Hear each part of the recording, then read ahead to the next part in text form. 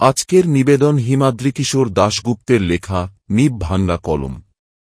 গল্পটি কেমন লাগলো অবশ্যই জানাবেন। শুরু করছি আজকের গল্প হিমাদ্রিকিশোর দাশগুপ্তের লেখা নিব ভাঙ্গা কলম।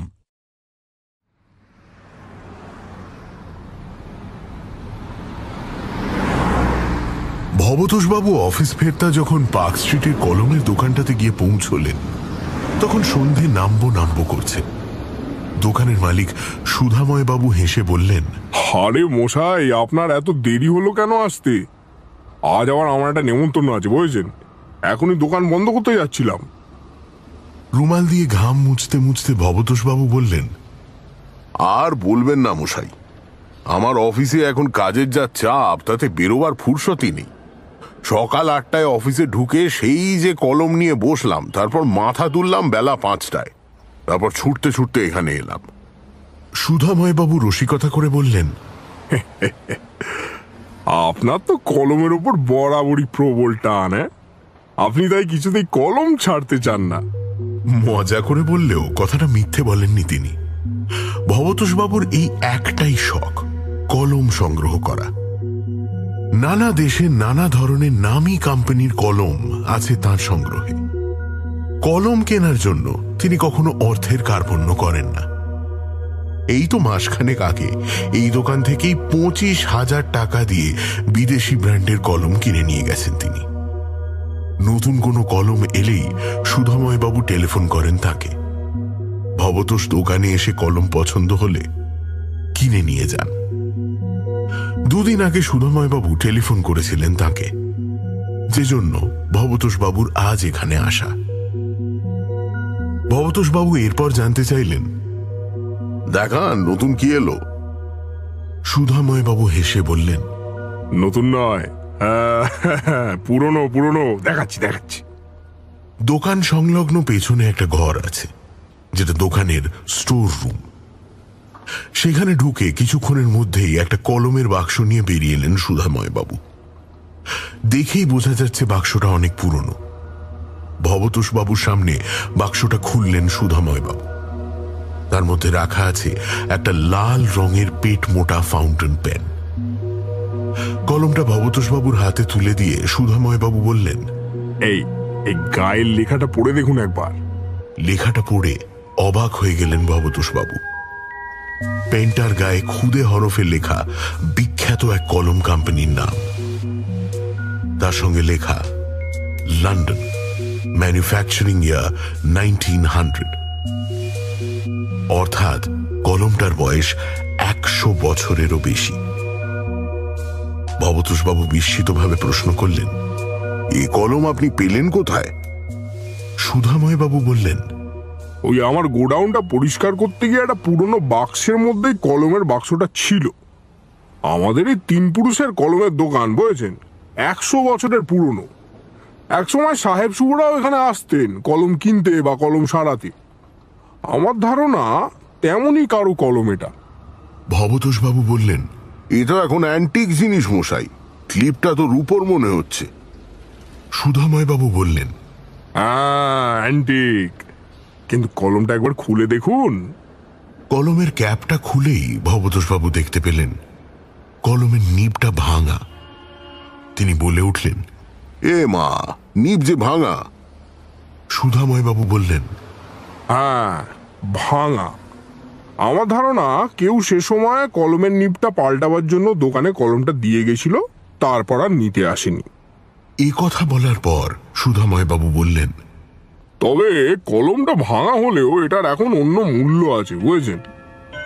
এটা আপনাকে উপহার দিতে চাই। হ্যাঁ, আমি একবার চেষ্টা করে দেখবো নাকি বিদেশে এই নিব পাওয়া যায় কিনা। যদি পাওয়া যায় তবে তার কোনো কথাই নেই। ভবতোষবাবু তার কথা শুনে বললেন, কিন্তু আমাকে কেন? যদিও মনে মনে বেশ খুশি হলেন তিনি। সুধাময়বাবু বললেন, আরে মশাই, আপনি আমার পুরনো কাস্টমার, কত দামি দামি পেন কেনেন এখান থেকে। তাছাড়া এই জিনিসের মর্ম সবাই বোঝে না, তাই এটা আপনাকে উপহার দিলাম। ভবতোষবাবু বললেন, ধন্যবাদ আপনাকে, আপনার উপহার আমি গ্রহণ করলাম।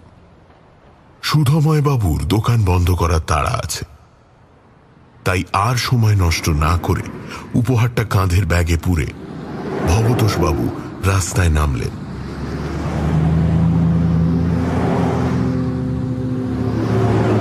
কলমের দোকান থেকে বাইরে বেরিয়ে রাস্তা পেরোলেন ভবতোষ বাবু। পাশেই গড়ের মাঠ, সূর্যের শেষ আলোটুকু ছড়িয়ে পড়েছে বিশাল মাঠটায়। একসময় ছাত্রাবস্থায় যখন তিনি ইউনিভার্সিটিতে পড়তেন, তখন তিনি বন্ধুদের সঙ্গে ইউনিভার্সিটি পালিয়ে এই গড়ের মাঠে এসে আড্ডা দিতেন। কোথায় হারিয়ে গেছে সেই সব সোনালি দিন। মাঠের দু এক জায়গাতে ছেলের দল খেলা করছে, কিন্তু বিশাল মাঠটাকে ফাঁকাই বলা চলে। মাঠটা যেন ডাক ছিল ভবতোষ বাবুকে। তিনি একলা মানুষ, তাছাড়া আজ বাড়ি ফেরার তেমন তাড়াও নেই। পরদিন কালী পুজো, অফিস ছুটি। তার বাড়িও বেশি দূর নয়, এই কলকাতা শহরে ঝামা পুকুর লেনে। ভবতোষ বাবু ভাবলেন মাঠে গিয়ে কোথাও একটা বসা যাক। বহুদিন এমন কোনো খোলামেলা জায়গাতে গিয়ে বসেননি তিনি। কথাটা ভেবে রাস্তার পাশে এক বাদাম মলার থেকে এক ঠোঙা বাদাম কিনলেন তিনি।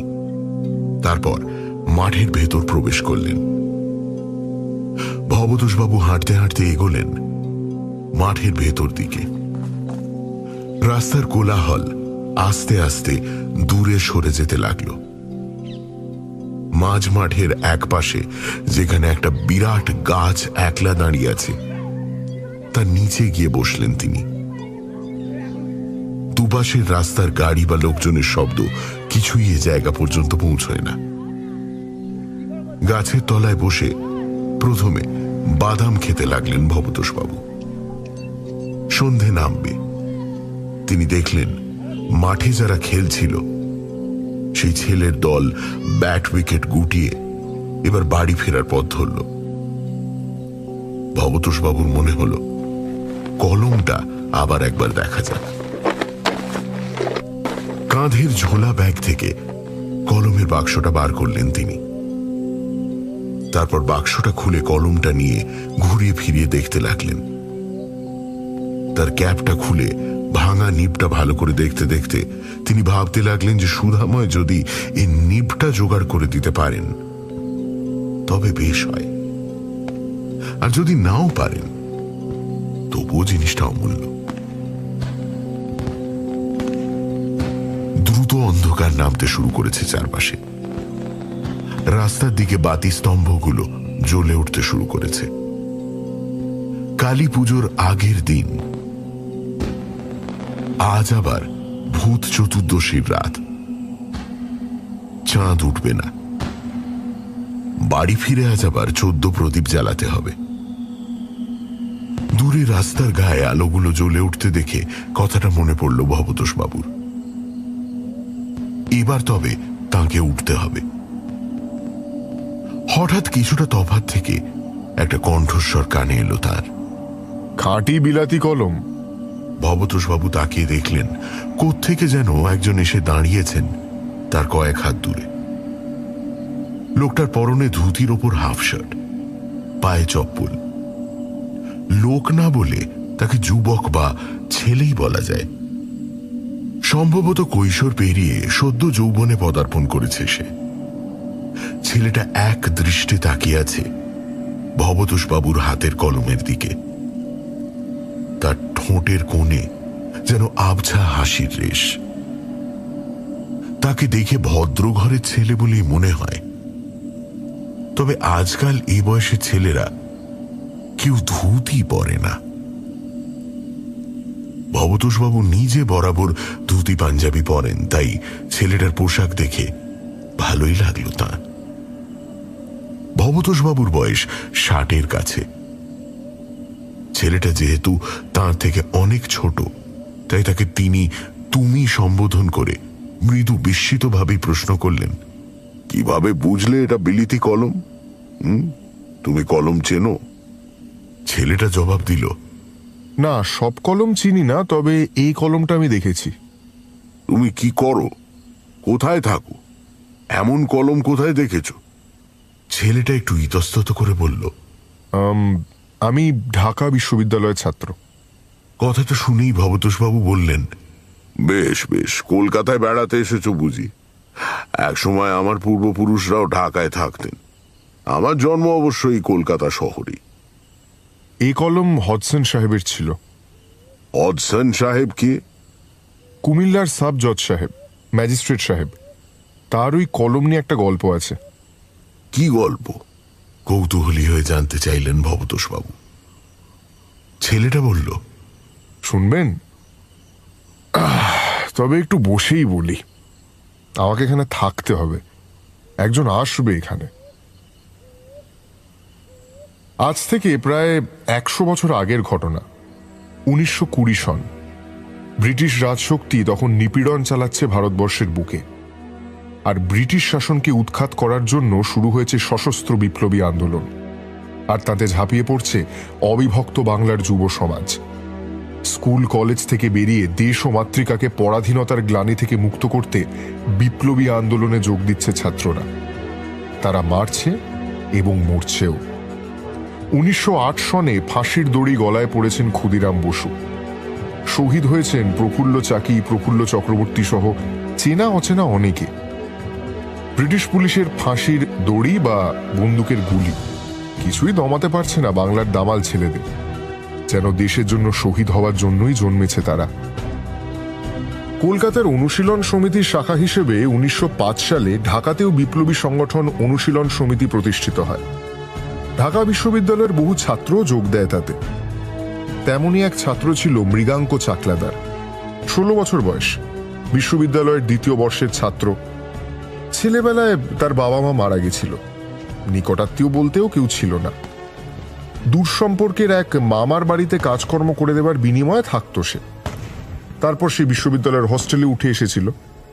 মেধাবী ছাত্র বলে কিছু জলপানি পেত আর 2টো দোকানে খাতা লেখার কাজ করত, তাতেই চলতো তার। কিন্তু তার সঙ্গে হডসন সাহেবের কলমের সম্পর্ক কি? তুমি তো বললে হডসন সাহেবের কলমের গল্প বলবে। সম্পর্ক আছে, একটু ধৈর্য ধরে শুনুন। হ্যাঁ, ওই মৃগাঙ্ক চাকলাদার, সে যুক্ত হলো গুপ্ত সমিতির সঙ্গে। কিছুদিনের মধ্যেই তার কাঁধে একটা দায়িত্ব বর্তালো। বিপ্লবীদের এখন অস্ত্রের দরকার। ঠিক হলো কুমিল্লার এক পুলিশ চৌকিতে হানা দিয়ে রাইফেল, পিস্তল লুট করতে হবে। সেই মতো আরো কয়েকজন সঙ্গীর সঙ্গে কুমিল্লায় পৌঁছল সে। স্থানীয় গুপ্ত সমিতির সাহায্যে বেশ কয়েক মাস কুমিল্লায় থাকার পর অবশেষে এলো সে নির্দিষ্ট দিন। সেদিনও ছিল এমন ভূত চতুর্দশীর রাত। চারপাশ অন্ধকার থাকবে বলে সে রাতটাকেই বেছে নিয়েছিল তারা। মাঝরাতে তারা অতর্কিত হানা দিল পুলিশ ফাঁড়িতে। জনশাতেক বাঙালি যুবকের দল। শুরু হলো দুপক্ষের গুলির লড়াই। মুহুর্মুহু গুলির শব্দ আর বন্দে মাতরম ধ্বনিতে বিলীন হয়ে যেতে লাগলো রাত্রির নিস্তব্ধতা।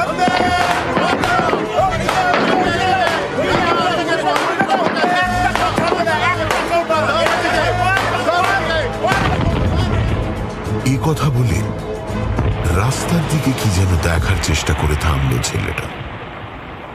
গল্পটা এবার আকর্ষণ করতে শুরু করেছে ভবতোষবাবুকে। তিনি বললেন, থামলে কেন বলো? আবার বলতে শুরু করলো ছেলেটা। বিপ্লবীদের গুলিতে মারা পড়ল এক গোড়া পুলিশ অফিসার। ঘায়েলও হলো বেশ কয়েকজন দেশি সেপাই। 4টে রাইফেল আর 3টে পিস্তল ছিনতাই করে পালাবার পথ ধরল বিপ্লবীরা। কিন্তু কিছুটা পথ এগোবার পরই একটা পুলিশের গাড়ি পিছু ধাওয়া করল। অন্যরা পালাতে পারলেও মৃগাঙ্ক আর দলনেতা কানাই গুপ্ত ঢুকে পড়লেন একটা বাড়িতে। বাড়ির মালিক নিরঞ্জন মল্লিক অবশ্য তাদের আশ্বস্ত করলেন যে কিছু হবে না। ঘটনার পরদিনই পুলিশ বিজ্ঞাপন দিল যে যদি কেউ বিপ্লবীদের কোনো খবর দিতে পারে তবে তাকে 100 টাকা পুরস্কার দেওয়া হবে। আর মাত্র সেই 100 টাকার লোভে বাড়ির মালিকের শ্যালক পুলিশকে খবরটা জানিয়ে দিল। ধরা পড়ে গেল 2 বিপ্লবী। এই পর্যন্ত বলে আবারও মাঠের একপাশে রাস্তার দিকে তাকিয়ে চুপ করে গেল ছেলেটা। ভবতোষবাবু বলে উঠলেন, তারপর? এবার যেন মৃদু হাসল ছেলেটা। সে বলল, এখান থেকেই আসল গল্পের শুরু। প্রথমে জেলে নিয়ে যাওয়া হলো দুই বিপ্লবীকে। অন্য সঙ্গীদের নাম বার করার জন্য তাদের উপর শুরু হলো অকথ্য অত্যাচার, কিন্তু একটাও নাম বা খবর বার করতে পারল না তারা। অবশেষে মামলা উঠল হডসন সাহেবের কোর্টে, খুন, লুণ্ঠন এবং রাষ্ট্রদ্রোহিতার মামলা। হডসন সাহেবের কোর্টে মামলা ওঠা মানেই ফাঁসি অথবা দ্বীপান্তর, নিদেন পক্ষে যাবজ্জীবন সাজা। বিপ্লবীদের সাজা দিয়ে ইতিমধ্যেই নাম কামিয়েছেন কুখ্যাত হডসন সাহেব। বিচারের নামে কিছুদিন ধরে প্রহসন চলার পর এলো সাজা ঘোষণার দিন। কাঠগড়ায় দাঁড়িয়ে দুই দেশপ্রেমিক বাঙালি যুবক আর বিচারকের আসনে লালমুখ হডসন সাহেব। সাহেব কি রায় দিতে যাচ্ছেন তা বুঝতে অসুবিধে হলো না দুই বিপ্লবীর, কারণ বিচারক তার চেয়ারে বসার আগেই একজন আর্দালি প্লেটের মতো দেখতে একটা পাথর এনে রেখে গেছিল তার টেবিলে। বিচারক তার টেবিলে এসে বসলেন, তারপর আদেশনামা পাঠ করলেন। কানাইয়ের ফাঁসি, আর মৃগাঙ্কের তখনও 18 বছর হয়নি বলে সাজা কিছুটা কম, যাবজ্জীবন দ্বীপান্তর। রায়দানের পর হডসন আসামিদের কাছে জানতে চাইলেন, তোমাদের কিছু বলার আছে? তার কথা শুনে মৃগাঙ্ক চিৎকার করে বলে উঠল, তুমিও বাঁচবে না সাহেব, দরকার হলে প্রতি জন্মে তোমাকে মারবো আমি। ইহলোক বা পরলোক কোনো লোকেই আমার হাত থেকে বাঁচবে না তুমি। সাহেব তাচ্ছিল্যের হাসি হাসলেন, তারপর আপনার ওই কলম দিয়ে ফাঁসির আদেশ সই করে পাথরের চাকতিতে চাপ দিয়ে নিব ভেঙে ফেললেন। ফাঁসির সাজা যে কলম দিয়ে স্বাক্ষর করা হয় তার নিব ভেঙে ফেলাই রীতি। ভবতোষবাবু কথাটা শুনে মনে মনে বলে উঠলেন, আরে আমার কলমের নিবটাও যে ভাঙা।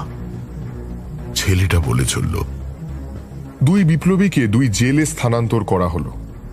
ফাঁসি হয়ে গেল একজনের, কিন্তু মৃগাঙ্ককে দ্বীপান্তরে পাঠাবার আগেই একদিন সন্ধ্যায় জেল থেকে পাঁচিল টপকে পালালো সে। পুলিশ তার খোঁজ চালাতে লাগলো ঠিকই, কিন্তু ধরতে তাকে পারল না।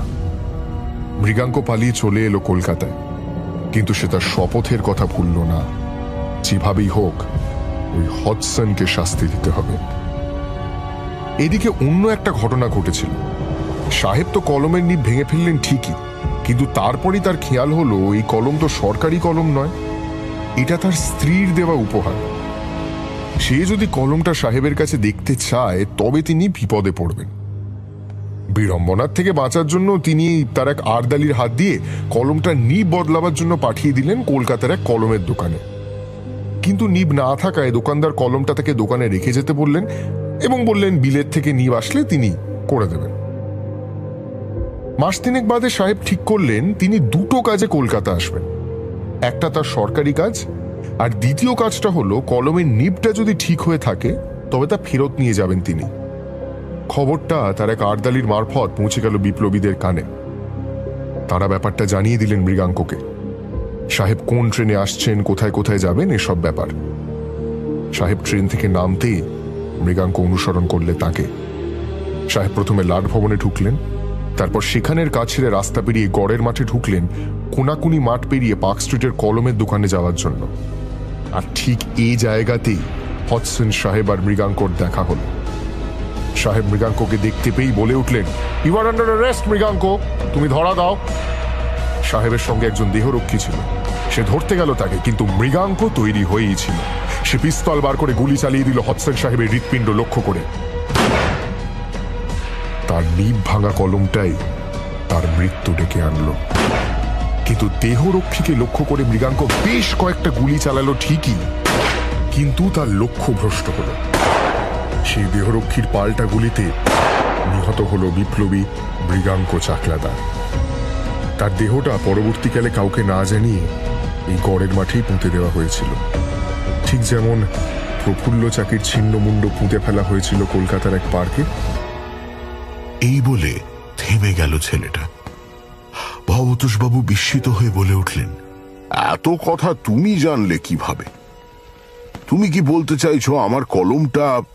ভবতোষবাবুর কথা শেষ হতে না হতেই একটু তফাতে তাকিয়ে তড়াক করে লাফিয়ে উঠল ছেলেটা। তারপর দ্রুত গিয়ে আশ্রয় নিল গাছের গুঁড়ির আড়ালে। ভবতোষবাবু দেখতে পেলেন রাস্তার দিক থেকে মাঠ পেরিয়ে দুটো ছায়া মূর্তি এগিয়ে আসছে তার দিকে।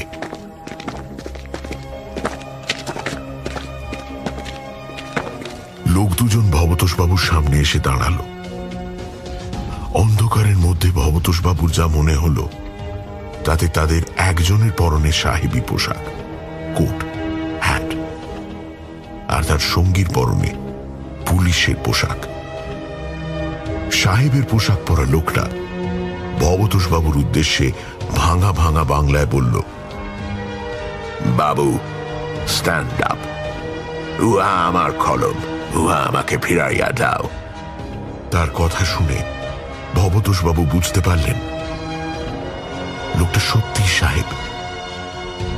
বিস্মিতভাবে তিনি উঠে দাঁড়াতে যাচ্ছিলেন, ঠিক সেই সময় গাছের গুঁড়ির আড়াল থেকে বেরিয়ে এলো ছেলেটি। তাকে দেখেই সাহেব বলে উঠলেন, তুমি? ছেলেটা বলে উঠল, হ্যাঁ আমি। তোমাকে কলমটা এখানে আবার টেনে আনবে জানতাম। ভাঙা নিবের কলমটার প্রতি তোমার টান পরকালেও গেল না, যেমন যায়নি আমার আক্রোশ। সাহেব বলে উঠলেন, ইউ আর আন্ডার অ্যারেস্ট। তুমি ধরা দাও মৃগাঙ্ক। ছেলেটা বলে উঠল, না, তোমাকে পরকালেও ছাড়বো না আমি। পিস্তল বার করলো মৃগাঙ্ক। সাহেবের অনুচর তাকে ধরতে যেতেই মৃগাঙ্ক গুলি চালিয়ে দিল সাহেবের বুক লক্ষ্য করে। বুলেটের খোলটা ভবতোষবাবুর গায়ে এসে পড়ল, আর তার মধ্যেই বুলেটটা ফুঁড়ে দিল সাহেবের বুক। মুখ থুবড়ে মাটিতে পড়ে গেলেন সাহেব। এরপর শুরু হলো মৃগাঙ্ক আর সাহেবের দেহরক্ষীর মধ্যে গুলির লড়াই। হাত পা কাঁপছে ভবতোষবাবু, উঠে দাঁড়াতে গিয়েও পারছেন না তিনি। আর এরপরেই হঠাৎ গুলির আঘাতে ভবতোষবাবুর গায়ের উপর ছিটকে পড়ল ছেলেটা। পুলিশটা এবার বন্দুক তাক করে এগিয়ে এলো ভবতোষবাবুর দিকে। হয়তো সে ভবতোষবাবুকে ছেলেটা সঙ্গী মনে করেছে। আতঙ্কে চোখ বুজে ফেললেন ভবতোষবাবু। লোকটা এসে তার একটা কাঁধ চেপে ধরল। কাঁধ ধরে ঝাঁকাতে ঝাঁকাতে এরপর যেন সে বলতে লাগলো, এই যে উঠুন, উঠে পড়ুন, উঠে পড়ুন, উঠে পড়ুন। তাহলে লোকটা গুলি চালাবে না? ভয় ভয় চোখ খুললেন ভবতোষবাবু। তিনি চোখ মেলে দেখলেন তার সামনে একজন পুলিশ দাঁড়িয়ে আছে ঠিকই, কিন্তু একটু আগে দেখা সাহেবের সঙ্গী সেই পুলিশ নয়। সাদা ইউনিফর্ম পরা কলকাতা পুলিশের একজন অফিসার, আর তার সঙ্গে একজন কনস্টেবল। অফিসার ভদ্রলোকই তার কাঁধ ধরে ঝাঁকাচ্ছিলেন। একটু থতমত খেয়ে কলম, বাক্স আর ব্যাগটা নিয়ে উঠে দাঁড়ালেন ভবতোষবাবু। তার কানে এখনো বাজছে গুলির শব্দ। কয়েক মুহূর্তের মধ্যে অবশ্য তার কারণ বুঝতে পারলেন তিনি। কালী পুজোর আগের রাতেই মাঠের পাশে বসে কিছু লোক পটকা ফাটাচ্ছে, এ তারই শব্দ। ভবতোষবাবুকে পুলিশ অফিসার প্রশ্ন করলেন, আপনি কি করেন, কোথায় থাকেন? তিনি জবাব দিলেন, ঝামা পুকুর লেনে থাকি, ডালহাউসির এক সরকারি অফিসে চাকরি করি। পরিচয়পত্র দেখাবো? পুলিশ অফিসার সম্ভবত অনুমান করলেন যে সত্যি বলছেন ভবতোষবাবু। তিনি বললেন, থাক, সে দরকার নেই। মাঠে হাওয়া খেতে বসে ঘুমিয়ে পড়েছিলেন বুঝি? অনেকক্ষণ অন্ধকার নেমেছে, দিনকাল ভালো না, একলা মাঠে বসা ঠিক না। যান যান, বাড়ি যান। পুলিশ অফিসারকে ধন্যবাদ জানিয়ে পেনের বাক্সটা ব্যাগে পুরে হাঁটতে হাঁটতে রাস্তায় উঠলেন ভবতোষবাবু। তারপর বাড়ি ফেরার জন্য একটা ট্যাক্সিতে চেপে বসলেন।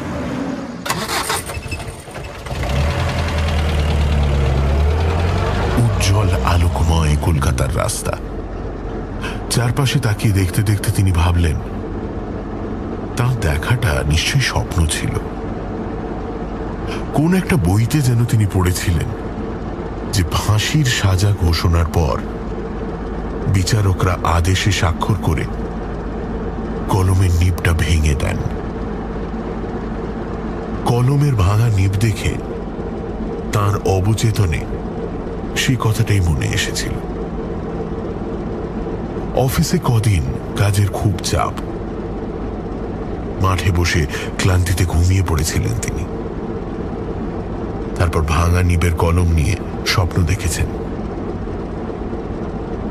পটকা ফাটানোর শব্দ তার স্বপ্নে গুলির শব্দ হয়ে ধরা দিয়েছিল। ট্যাক্সিটা ভবতোষবাবুকে তার বাড়িতে নামিয়ে দিয়ে গেল।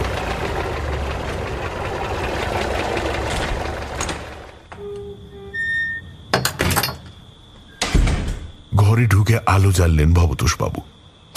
ব্যাগ থেকে কলমের বাক্সটা তিনি টেবিলে রাখতে যাচ্ছেন,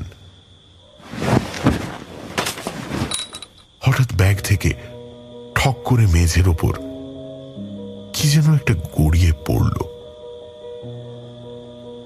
ভবতোষবাবু অবাক হয়ে গেলেন জিনিসটা দেখে। ঘরের উজ্জ্বল বাতির নিচে মেঝেতে পড়ে আছে একটা বুলেটের ফাঁপা ধাতব খোল। দেখে মনে হয় বেশ পুরনো সেটা। এটা তার ব্যাগে এলো কিভাবে? স্বপ্নর কথাটা মনে পড়ে গেল তার। মৃগাঙ্ক যখন হডসন সাহেবকে গুলি করে তখন বুলেটের খোলটা ছিটকে তার গায়েই পড়েছিল। তখনই কি সেটা মুখ খোলা ব্যাগে ঢুকে গেছিল? তবুও তিনি মনকে প্রবোধ দেবার চেষ্টা করলেন এই বলে যে অনেক সময় পুলিশের লোকরা তাদের অনুষ্ঠানে বন্দুকবাজির খেলা দেখায় গড়ের মাঠে। মাঠে বসার পর হয়তো তেমনই খোল কুড়িয়ে পেয়েছিলেন তিনি। এখন ব্যাপারটা মনে করতে পারছেন না, কিন্তু এরপর তিনি নিচু হয়ে মেঝে থেকে খোলটা কুড়িয়ে নিতে গিয়ে হঠাৎ আরেকটা জিনিস দেখে বিস্ময়ে হতবাক হয়ে গেলেন। তার ধুতির কোঁচায় লেগে আছে ফোঁটা ফোঁটা রক্তের দাগ। মৃগাঙ্ক যখন গুলি খেয়ে তার দেহের উপর গড়িয়ে পড়েছিল সেই রক্তের দাগ।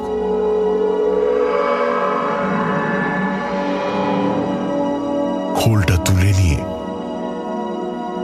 কোঁচাটা তুলে ধরে বেশ কিছুক্ষণ চুপ করে দাঁড়িয়ে রইলেন তিনি।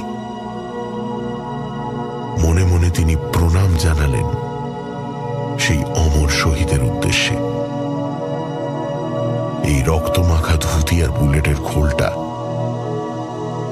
যত্ন করে তুলে রাখবেন ভবতোষবাবু,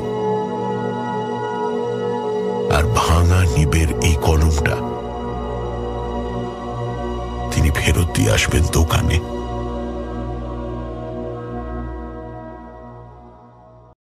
শুনছিলেন আজকের গল্প হিমাদ্রিকিশোর দাশগুপ্তের লেখা নিব ভাঙা কলম। আগামী সপ্তাহে ঠিক রাত ৯টায় নতুন একটা গল্প নিয়ে আসব গল্পের আড্ডাতে।